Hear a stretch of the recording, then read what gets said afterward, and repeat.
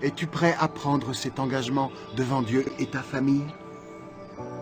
Alors je vais te demander de répéter après moi. Déclare solennellement devant Dieu. Moi, déclare solennellement devant Dieu. Faire face à toutes mes responsabilités pour moi-même, ma femme et mes enfants. Faire face à toutes mes responsabilités pour moi-même, ma femme et mes enfants. Je promets de les aimer, de les protéger et de les servir. Je promets de les aimer, de les protéger et de les servir. De leur transmettre l'enseignement de Dieu en tant que chef spirituel de ma famille. De leur transmettre l'enseignement de Dieu en tant que chef spirituel de ma famille. Je jure de rester fidèle à ma femme, de l'aimer et de l'honorer. Je jure de rester fidèle à ma femme, de l'aimer et de l'honorer. Et je m'engage à lui vouer ma vie comme le Christ l'a fait pour moi.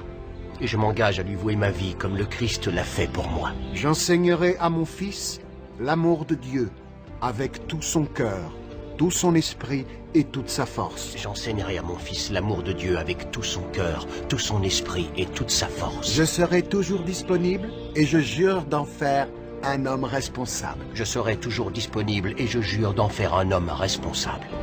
À combattre le mal, défendre la justice et faire preuve de pitié. Je traiterai les autres avec gentillesse, respect et compassion. Je travaillerai sans relâche pour subvenir aux besoins de ma famille. Je pardonnerai ceux qui se sont détournés de moi. Et je me réconcilierai avec ceux dont je me suis détourné. Je suivrai le chemin de l'intégrité et répondrai de mes actes devant Dieu. Je m'engage à honorer Dieu, à obéir à ses paroles de toute mon âme. Moi et tous les membres de ma famille, nous servirons le Seigneur. Maintenant que chacun d'entre vous s'est engagé à vivre dans le respect de cette résolution, je vous bénis au nom du Seigneur. La Bible nous présente Dieu comme un père, donc comme un chef de famille. La Bible déclare que c'est de lui que toutes les familles de la terre tirent leur nom, leur vie et leur subsistance. Un homme qui n'a pas soin des siens, principalement de ceux de sa famille. La Bible dit qu'il a régné la foi et il est pire qu'un infidèle. Le père a une responsabilité très grande. Son rôle est irremplaçable au sein de la famille.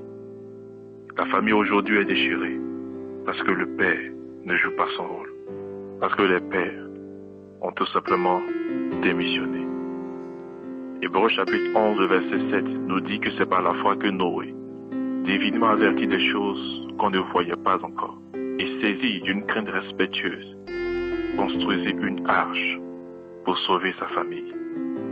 Noé, parce qu'il était en communion avec Dieu, et parce qu'il avait le souci de la vie divine au sein de sa famille, a eu la révélation de la part du Seigneur, de ce que la terre allait être détruite, et que le seul moyen pour sauver sa famille était d'obéir à la voix de Dieu qui lui demandait de construire une arche. Ainsi, ayant obéi au Seigneur, toute la famille de Noé fut sauvée. Noé a tout simplement joué son rôle de chef de famille, de père, de mari, de chef spirituel de la famille sur laquelle Dieu l'a établi. Il a donc été une source de bénédiction pour sa famille. Et voilà ce à quoi Dieu appelle les pères que nous sommes à jouer pleinement notre rôle, à faire face à nos obligations, tout en dépendant totalement du Seigneur, tout en dépendant uniquement de notre Dieu, tout en ne comptant que sur sa grâce, pour nous soutenir, pour nous fortifier, pour nous relever et pour nous montrer la voie à suivre. Car ne nous y trompons pas, Dieu qui institue la famille est le seul et véritable guide, la véritable lumière qui pourra conduire toute la famille à bon port. Que cette parole fortifie chacun d'entre nous et que notre conscience soit renouvelée sur notre rôle en tant que chef de famille, en tant que père, en tant que mari, en tant que chrétien, au sein d'une famille que Dieu veut bénir au nom de Jésus-Christ. Amen.